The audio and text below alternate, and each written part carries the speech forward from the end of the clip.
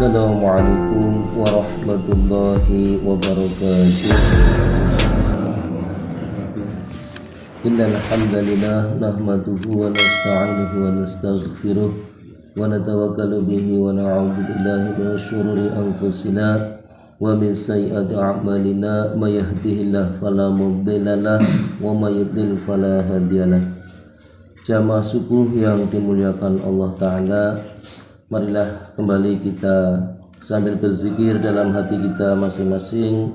Kita duduk sejenak dalam majelis yang mulia, majelis kebaikan dan perbaikan, yaitu majelis ta'lim, pembacaan hadis-hadis Rasulullah SAW. Dari Sahal bin Sa'ad radhiyallahu anhu, ia berkata, seorang sahabat bertemu Rasulullah SAW lalu berkata, "Ya Rasulullah, ajarkanlah kepada saya amalan yang dapat menyebabkan Allah mencintai saya dan saya juga dicintai orang lain." Rasulullah SAW bersabda, "Berzuhudlah, jangan peduli kepada dunia, maka Allah akan mencintaimu, dan berzuhudlah terhadap apa yang dimiliki manusia, maka manusia akan mencintaimu." Hadis riwayat Tirmidzi dan Ibnu Majah dalam kitab Mishkat. Keterangan lanjutannya sebagai berikut. Imam Ghazali rahmatullah alaih berkata, sebagian orang beranggapan bahwa orang zuhud adalah orang yang tidak memiliki harta. Anggapan ini tidaklah benar, sebab tidak memiliki harta, tidak terlibat dalam urusan harta, dan memakai pakaian yang murah dan bermutu rendah adalah mudah bagi siapa saja yang mencari kedudukan serta pujian dari manusia.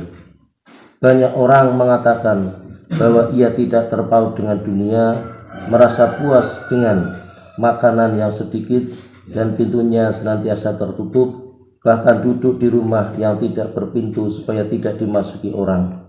Maksudnya tidak bergaul dengan manusia, tetapi tujuan mereka sebenarnya adalah agar terkenal menjadi sebagai orang yang zuhud.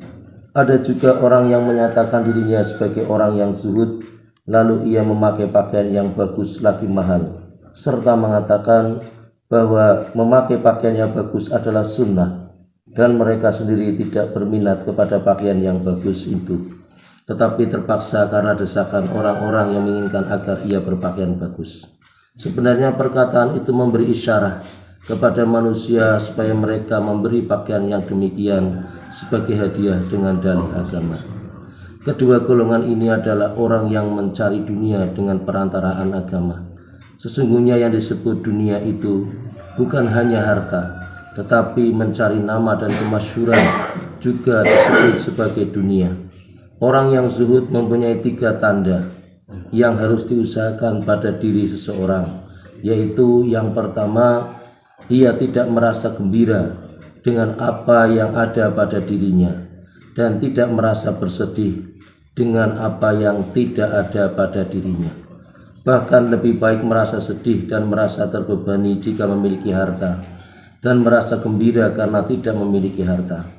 Inilah tanda zuhud terhadap harta. Yang kedua, dalam pandangannya semua manusia yang memujinya dan mencacinya adalah sama saja.